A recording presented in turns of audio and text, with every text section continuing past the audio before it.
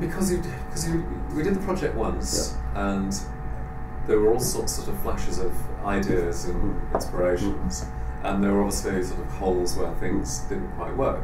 And I think, like any process of design, I think working with school like this is a kind of an iterative process. You do as you do it again and again and again. In theory, you modify and tweak and make things deliver, make things work better, so the results are better. Yeah. So doing it a second time, I think we did that. I think we got more. We used the interactive media, and it made. I think it made the concepts much more. I think more compelling and much more easy to engage with. I mean, both on a kind of narrative level, what's the story about behind this project, and on a second level, how would you interact with a device like this? Because traditionally, design for industry did three-dimensional objects, and that's the noun, it's the what of it all, and interaction design would be the verb of it all. And in isolation, neither really mean much, but when you put the noun and the what and the how together, it makes it much more of a compelling proposition. That was the appeal this year, and I think that worked quite well for most of the teams. The brief was fairly open, but the brief was basically to think of devices and experiences and user groups or users and create concepts or ideas around that, but that would be based around Intel. They could be based around Intel silicon. So the idea, from a purely Intel perspective, is to come up with ideas that help us rethink, or not rethink, but consider new ways or alternative ways in which end users might use Intel silicon, which is this amazing, powerful, clever, magical stuff, but sometimes needs some kind of end user perspective to make it have meaning and have some kind of value, perceived value, beyond just going faster and better performance and that kind of stuff. My role was that of an interface between Intel and Northumbria University. And my role at Intel is that of a future concept strategist. My background is that of industrial design, and so my role in a way is it's like a bridge between the very, very rationalist sort of binary thinking, technologist thinking, and the more ambiguous, unquantifiable, and qualitative attributes of user experience. So I occupy that middle ground between the thinking ones and zeros and the thinking in sort of abstracts and other more less quantifiable issues. I think challenges are on through multiple levels. One challenge is fundamental challenges. I can communicate to the students what it is Intel does. What our challenge is. We have this roadmap of stuff going up. 4 or 5 years. 35 nanometer chips and all that kind of stuff, and so it's probably about communicating something about the Intel culture and communicating in some ways the challenges we face, and making that clear to the students, and expressing that in a way that it looks like an opportunity rather than a limitation. Thus allowing it to feed creativity and feed ideas. So that's the sort of prime kind of challenge. And I think the second one was the geographic distance, of course, having to sync up and having to deal. I think this year with 11 teams of 66 students or something. I don't remember. 86. Oh, 86. So trying to keep on trying to stay vital and try and stay on the case with those every week or twice a week. That was quite hard. That was pretty demanding.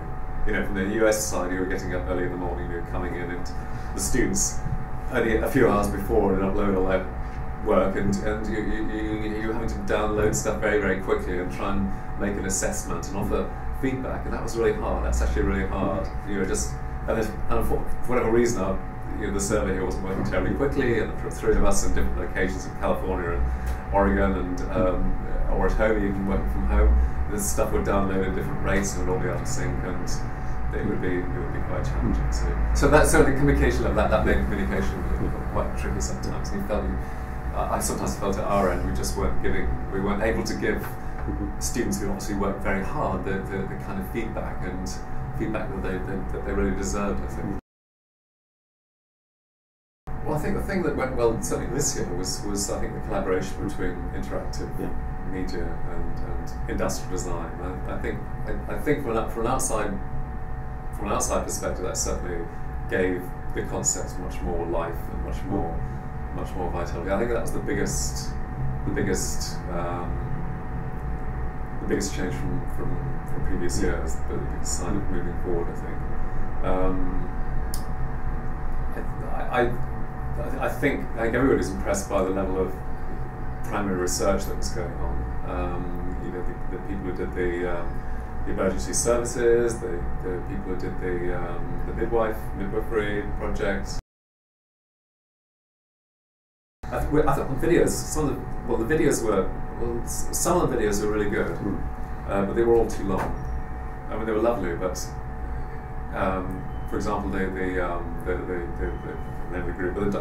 medical device was really sweet, but you got the idea after about 2 minutes. But it went on for 6 minutes, and it would have been that. But it goes back to the whole point about sort of creative editing. You've really got to know how to cut stuff out.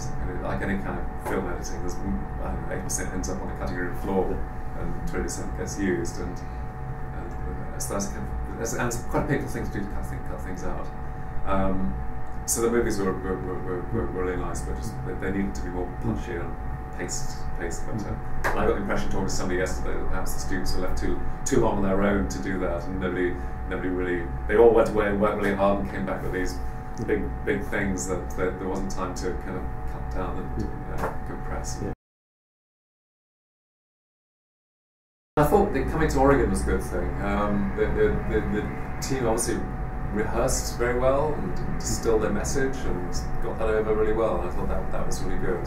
I felt slightly bad that we were kind of let down that half the people that were supposed to be in that presentation weren't there because of some ridiculous conflicting meeting that was arranged like the day before, and that was really embarrassing. We were bad about that, but I thought the way that was prepared and rehearsed and thought about was good. And I think this is a good thing to do, because what it does, it provides a record of the whole, chronicles the whole the joy of the project, the joy and the highs and the lows, as opposed to the highs. But you know what I mean? It chronicles the whole story around the story, and I think this is a really good thing to do.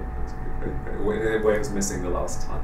The first time we did it, I think it was much more of an experiment, and there was bits here and bits there, and whereas this sort of pulls it together in a good way. I think so. It's partly collaboration with just partly collaboration. Yeah. And a bit of kind of, I suppose, informing and feedback. Because I suppose some stuff that students do is a little bit, it's inevitably naive and uninformed by some of the brutal realities of having to run a business and make a profit out there, and therefore